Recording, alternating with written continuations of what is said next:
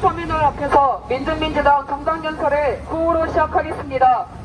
친일 매국, 굴욕 외교, 윤석열 타도하자. 진미호전, 전쟁책동, 윤석열 타도하자.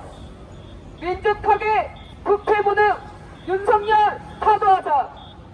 한국전쟁 대책하는 윤석열 타도하자.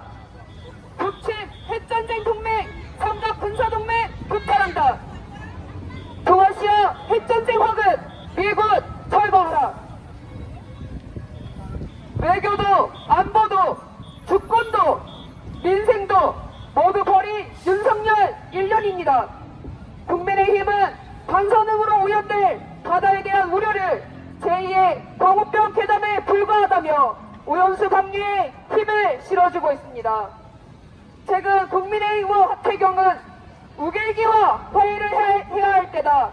우길기에 화해 정책을 펼 필요가 있다고 망발했습니다.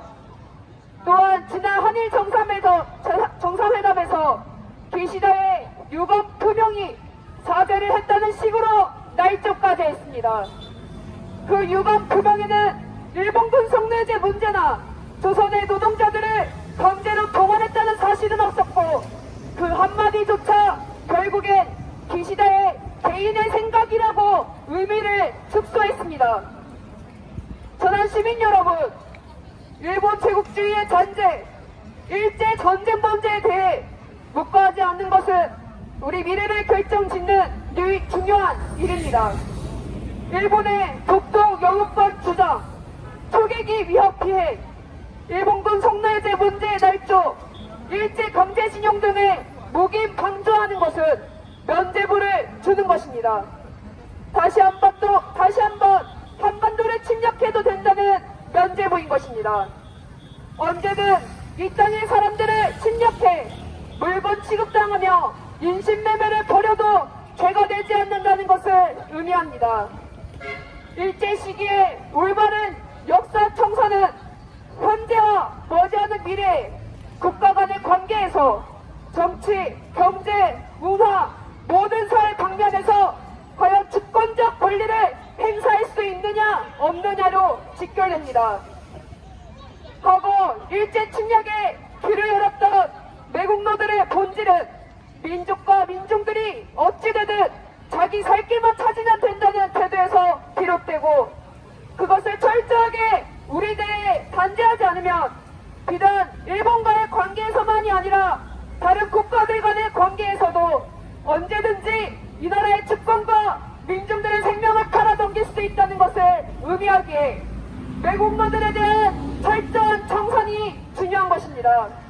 지난 일제 시기의 역사를 올바르게 정립하지 않으면 다시 반복된다는 것이 문제이기에 우리는 역사를 배우고 역사를 제대로 세우고 올바른 역사를 만들어가는 것입니다. 그런데 윤석열의 일본과의 100년 전 일로 사과받을 일은 아니라는 강원한 발언은 살인범에게 살인 전과를 지워주는 것과 같습니다. 시간이 흘렀다는 이유로 우리가 내 가족을 줄인 살인마를 없었던 일로 할 수 있습니까? 일본군 성노예제 피해 할머니들은 여전히 일본 정부의 철저한 사죄를 받겠다며 지금도 일본 대사관 수요시에 나오고 계십니다.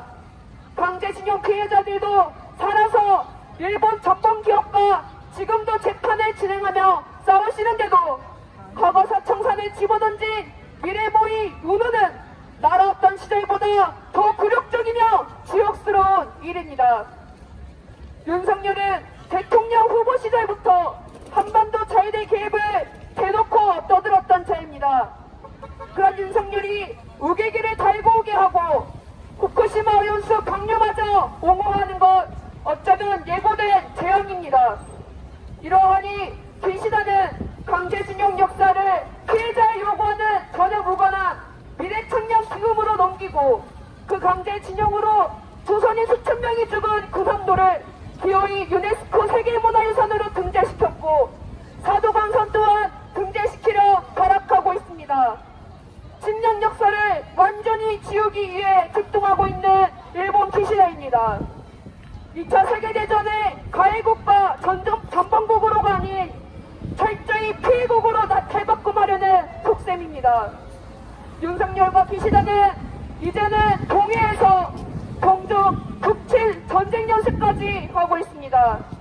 하루빨리 윤석열을 끌어내리지 않는다면 역사 왜곡만이 아니라 이때 한반도가 전쟁기지로 될 수 있는 가장 위험천만한 상황입니다. 천안 시민 여러분, 1948년 과거 제주 4.3 항쟁을 알고 계십니까? 75년 전에 우리가 잊지 말아야 할 기억입니다. 1948년 통일정부를 염원했던 제주도에 대한 미국의 토발 작전이 시작된 날입니다. 작전명 투투하 작전은 말 그대로 처참했습니다. 미군은 제주도 땅이 필요한 것이지 제주도민은 필요한 것이 아니다. 전삼에 휘발유를 붓고 모두 죽여도 좋다. 가능한 빨리 깨끗이 해치우라며 말 그대로 제주에 투투하 작전을 실시했습니다. 진일 구구단체 후북청년단은 수천 명이 제주에 몰려와 태극기와 이승만의 사진을 강대했고 이에 불응하면 폭력을 휘두르며 제주도민들을 봉투에 몰아넣었던 역사입니다. 그런데 이 투투하 작전의 앞장선 자가 바로 조병옥입니다. 방해가 되면 쓸어버리라는 적 경찰청장 조병옥이 제주에 내린 명령입니다. 조병옥은 미국의 제주의 투투하 작전에 따라 제주 민중들을 무차별로 진압하고 수많은 사람들을 죽여 제주 땅을 피로 물들였던 자입니다. 그런데 지난 4일 천안시는 이러한 조병옥을 호국 보훈의 인물로 선정했습니다. 천안시가 이러한 저를 호국 보훈의 인물로 선정했다는 것은 천안 시민들을 어떻게 대하는가에 대한 문제로 이어지는 위험천만한 행정이 아닐 수 없습니다. 심지어 천안시의 이러한 조치는 처음이 아닙니다. 2021년 천안 아우네 독립만세 기념공원에 이러한 학살자 조병옥의 동상을 설치했다가 논란이 빚어지자 동상을 철거한 적이 있습니다. 그런데 천안시가 2년이 지나서 똑같이 되풀이한다는 건 무엇이겠습니까? 천안 시민들을 기만하고 우롱하는 것입니다. 얼마 전 전범자 이승만과 트루먼의 동상이 칠곡에 새벽에 기습 설치되는 것을 보면 우리는 반민주 4대 왜곡놈 윤석열을 타도하지 않고는 결코 이 땅에 민중들을 위한 어떤 시책도 구현되지 않을 것임을 알 수 있습니다. 천안 시민 여러분, 우리는 윤석열 정부의 타도가 아니면 아무것도 바꿀 수 없습니다. 하루 평균 6시간 일하고 월 평균 71만 2천 원을 받는 1인 가족 청년들이 계속 늘고 있습니다. 청년 비정규직이 약 40%이며 55만 명의 청년들이 안정된 경제적 자립을 꿈꿀 수가 없습니다.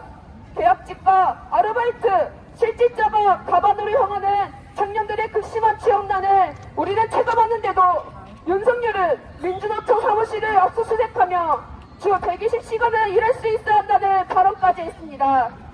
여기 지나가는 모두가 노동자입니다. 노동자는 자기 노동력을 팔아서 임금을 받는 사람이라고도 할 수 있습니다.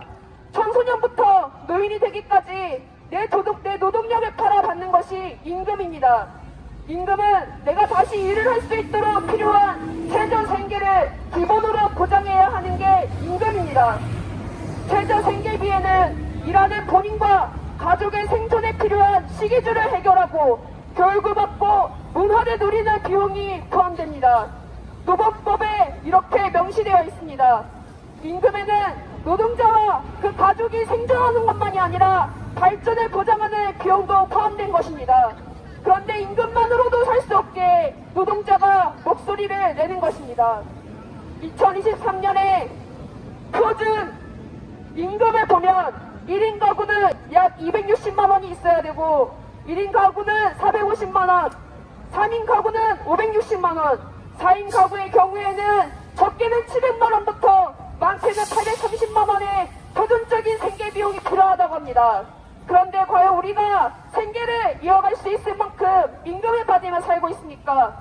근로기준법도 적용받고 있습니까? 노동자가 다시 일을 할 수 있는 생활이 되지 않으면 사회는 무너지게 되어 있습니다. 이건 현재 자본주의 사회의 기본입니다. 그런데 이마저도 되지 않은 지 오래됐고 의식주에서 빚을 지고 살아가는 우리에겐 한마디로 노예노동, 공짜노동이나 다름없습니다. 증세복지, 기업감세, 민생예산 삭감, 미국 전쟁 정책 통조, 거주기 외교 등으로 그 부담을 민중들이 나눠지고 있습니다. 그런데 윤석열 정부는 여기에 한술 덮어 임금 협상에 나선 고공노동자에게 공봉을 든 것입니다. 열악한 노동 환경에 목숨을 위협받는 비정규직 문제를 해결할 생각은 없고 모든 시위와 집회를 막겠다고 하는 게 윤석열입니다. 경제를 해결할 능력이 없으니 자꾸 전쟁에도 눈을 돌리고 있는 윤석열입니다. 그래서 우리는 이 정부는 우리 같은 사람들에게는 살인 정부이자 다쇼 정부입니다. 천안 시민 여러분, 다시 말씀드리지만 제주 4.3 학살의 주범이 조병옥이 고급보훈의 인물로 천안시가 선정한 것은 우연이 아닙니다. 천안시는 이러한 자를 고급보훈의 인물로 선정해 시민들에게 미국 외세를 따르며 제주 민중을 7만 명을 불태워 학살한 그 대가로 출세한 매국노 조병옥을 기준 삼아 보고 배우라는 것입니까? 미 제국주의에 빌붙어서 민족 탄압망동을 벌인 이 무리를 비유하며 한쪽으로 돌아가는 윤석열과 조병옥의 후예들을 우리가 어떻게 용납할 수 있겠습니까? 과거와 오늘이 크게 다르지가 않습니다. 집회 결사의 표현의 자유를 방해하는 윤석열의 이면에는 끝도 없이 미국과 일본의 외세의 힘을 배경으로 다수독재의 정치를 부리는 것에 있습니다. 윤석열이 계속 일제의 역사를 왜곡하고 계속된 전쟁 연습으로 안보를 불안하게 만들고 있습니다. 분단된 나라에서 갈등은 당사국끼리 풀어야 정상입니다. 오랜 기간 노력해온 종전선언과 평화협정을 그러나 삭제해버린 윤석열입니다. 미국과 일본의 공문이 뒤에 숨어서 숨어있으면 안보가 저절로 풀리기 마련입니까? 안보란 것은 군사력 강화만을 이야기하는 것이 아니라 주변 국가 간의 정치, 경제, 교역관계가 포함되는 것입니다. 윤석열은 러시아와 북과 중국을 적으로 돌렸고 심각한 정치, 경제, 무역의 갈등을 만들고 있습니다. 한반도 긴장을 높이며 21세기 히틀러처럼 굴고 있는 자입니다.